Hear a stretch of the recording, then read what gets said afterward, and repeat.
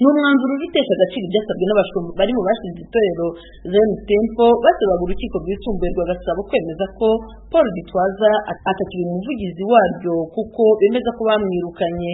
Abapasitori 6 bari banditse ni Bishop Claude Jessa, Dieudonné Vuningoma, Pierre Kaberuka, Richard Muya, Charles Mudakikwa na Paul Daniel Kukimuntu.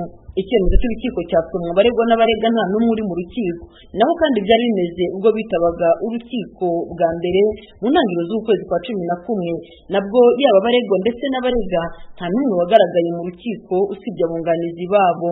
Urukiko rwafashe umwanzuro ku nzitizi yari yazamuwe n'abahagarariye abaregwa aribo Paul Gitwaza n'ikigo cya leta gishinzwe imiyoborere RGB. Abunganira abaregwa bavuze ko abashumba 6 bari inyuma y'icyo kirego batabifitiye ububasha kuko umuryango ushingiye ku myemerere Zion Temple uyoborwa na Paul Gitwaza kandi akaba atari we watanze ikirego. Bavuga ko abashumba bareze bari bakwiye kubikora mu izina ryabo kuko batayoboye umuryango kandi bakaba batari babiherewe uburenganzira na Gitwaza. Abunganira Gitwaza bumvikanishije ko ari we muyobozi wemewe. Bavuze kandi ko abatanze ikirego batabanje gutakamba aribyo kwiyambaza urwego ruri hejuru y'urwego rw'igihugu rw'imiyoborere RGB nk'uko amategeko abiteganya. Izi nzitizi nizo umucamanza yaciriyeho urubanza kuri uyu wa gatanu, maze urukiko rufata umwanzuro uvuga ko ikirego cyatanzwe n'abapasitori 6 kitakiriwe. Navuganye na Pastor Tuyizere Jean Baptiste, umuvugizi w'itorero Zion Temple, ambwira uko bakiriye iki cyemezo. Umwanzuro twawakiriye mu buryo butatu. Uburyo bwa mbere twadushimishije kandi tunashimira Imana kuko niyo itanga ubutabera bwuzuye kandi ku gihe gikwiye. Icya kabiri dushimira ubutabera bw'u Rwanda. Icya gatatu dushimira leta y'u Rwanda kuko yahisemo kugendera ku mategeko kandi igatanga ubutabera bwuzuye.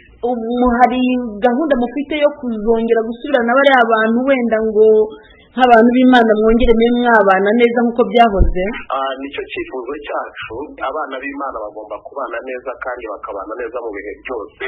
Turabasengera kandi twifuza yuko abantu bajya mu ijuru twajyana mu ijuru. Uruhande rwa kabiri ni urw'amategeko n'umuryango. Iyo umuntu yavuye mu muryango akagenda ni ukubanza kwihana. Icya kabiri ni ukongera gusaba kuba umunyamuryango kuko iyo watakaje umunyamuryango biba bisaba yuko wongera gusaba kongera kuba umunyamuryango. Icya gatatu ni ugusaba imbabazi umushumba mukuru akaba nawe mubyeyi wa minisiteri. Ibyo babikoze bakongera mukabona nk'uko mwahoze?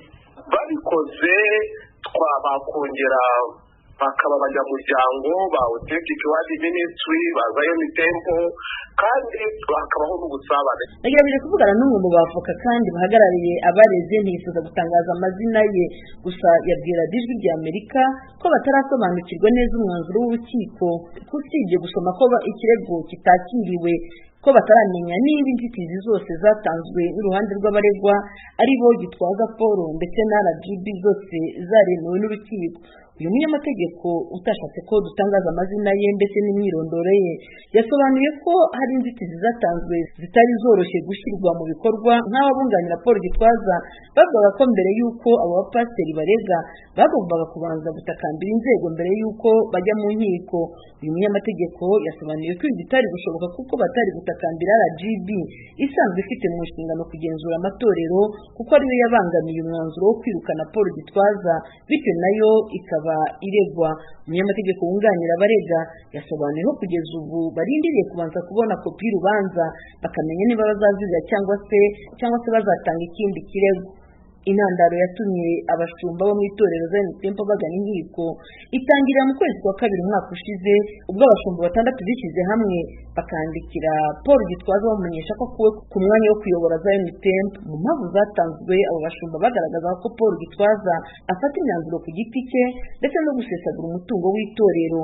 Icyifuzo cyo kwirukana Gitwaza ariko nticyashyizwe mu ngiro nk'uko byifuzwaga ku rwego rw'igihugu rw'imiyoborere RGB bavuze ko ibyakozwe binyuranije n'amategeko. RGB yavuga ko abirukanye Gitwaza batabifitiye ububasha kuko umuyobozi w'itorero akurwaho n'inteko rusange. Akinta Kaboyi.